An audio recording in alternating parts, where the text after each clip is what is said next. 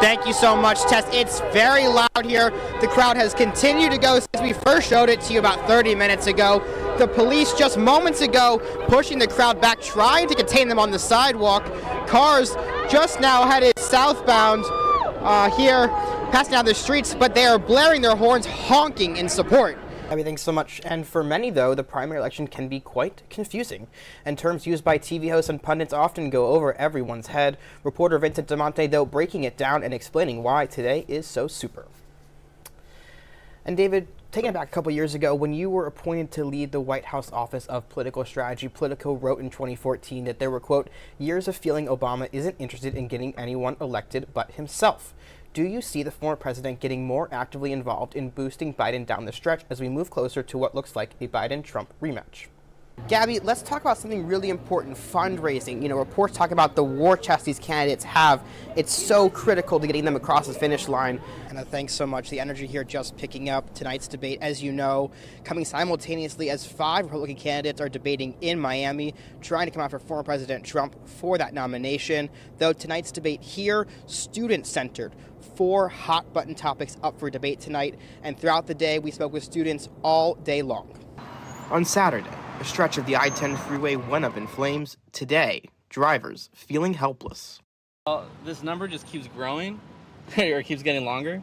So for the past 45 minutes, it hasn't really moved. Governor Gavin Newsom announcing that stretch of the I-10 will not need to be demolished. This will not be a demo. Instead, repairs in order. We will continue the kind of repairs you're seeing being done behind me.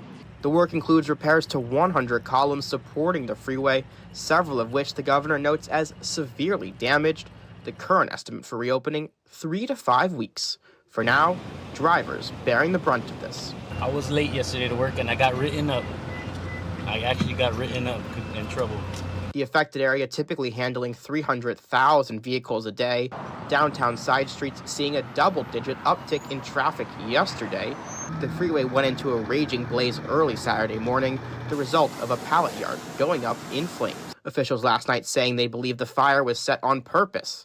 Today, asking for the public's help. For any information, any leads on this arson, we want to hold these folks accountable. We have some early leads on the basis of the businesses in the area and the cameras and the footage and witnesses.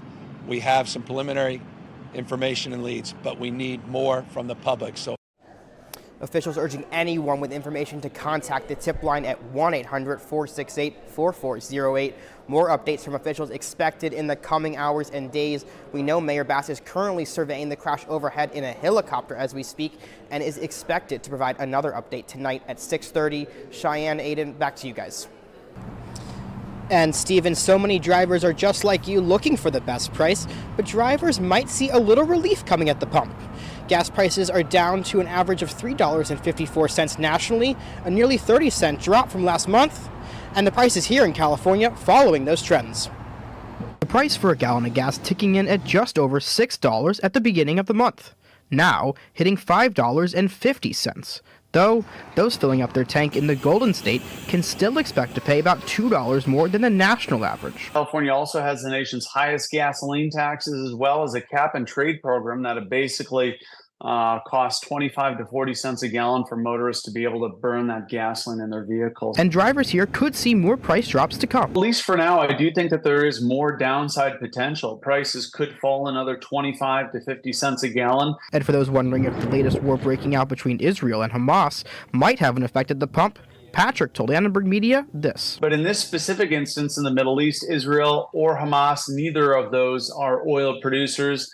On the sidelines, though, we do have Iran, which is a large oil producer. That's where the situation could escalate in the weeks ahead.